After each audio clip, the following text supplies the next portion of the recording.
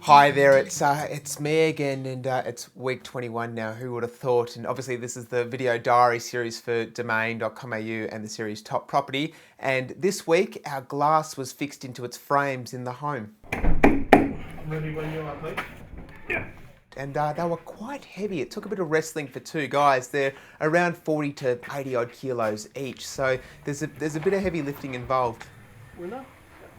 So being double glazed units that we've got for our home, I wanted to use one of my trademark diagrams here to show you what's actually happening on a thermal level for the home. And to give you a real life example, I've got this little coffee cup here that was given to me by the guys at Viridian last week when I was in their factory, and I think it's the perfect example. So what's actually happening here is we've got two layers of glass. We've got an inner layer, which is this blue line here, and then we've also got this outer layer as well, which is this black line. And in between there is air, just a pocket of air. And what that's doing is it's acting like an insulator. So as the coffee's nice and hot, the heat transfer to get to the outside of the glass is having to get through this pocket of air, or the same in our double glazed unit, but it's a pocket of argon. So a very highly insulative gas that's used in the glass units there. And so what's happening here is as it's trying to get out, it's not quite reaching. So in a standard glass, the heat transfer from the liquid would hit your hand and make it quite hot. But otherwise with this glass here, because there's a pocket of air, that the heat can't get out. Same's happening with our home in summer. Heat trying to get through that pocket of air, it's not going to happen, and we're going to stay beautiful and cool. And the same in winter, just like this latte inside this glass here, or this instant coffee, which it tastes like instant coffee. It's going to keep you nice and warm. So that's what's happening. Nice. And for me, that's about opening up the largest possible space. I also got the chance to catch up with Alistair and Helena, who are from Architectural Window Systems. So they're the company who we've bought our window frames from. And they spoke to me about using lots of natural light in a home, plus also about what you need to know when designing your window schedule. This is the granddaddy of them all. This is it. This is it. This is the best one. This is the one that you've got in your house. Look how excited you are. You are that excited. This is what I'm going to have in my house. And they took me on a tour of their factory, which was incredible to see, but unfortunately they wouldn't let us take any video.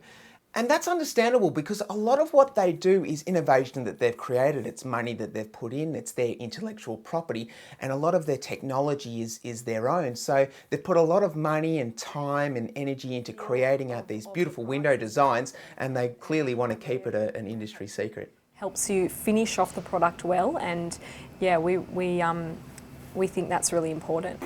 We also got our roof on this week. It was meant to happen last week, but it was too wet and windy and too dangerous, so it was cancelled and made to this week. And the sun was out, it was beautiful, and we finally got our sheet metal on, and we're waterproofed. Well, not quite, but there's still some flashings and cappings and rain heads and bits and pieces to go, but we're pretty much almost there. Look at this. It's nice, isn't it? Not a bad backyard, is it? That's it. Should almost make time to do this every day, shouldn't you? Like once a day, to remind yourself. I think it's good for you, isn't it? It is, yeah. And lastly, I caught up with my mate Reese from Stylescapes. He's a local landscape designer, and he's actually doing the landscaping for our home.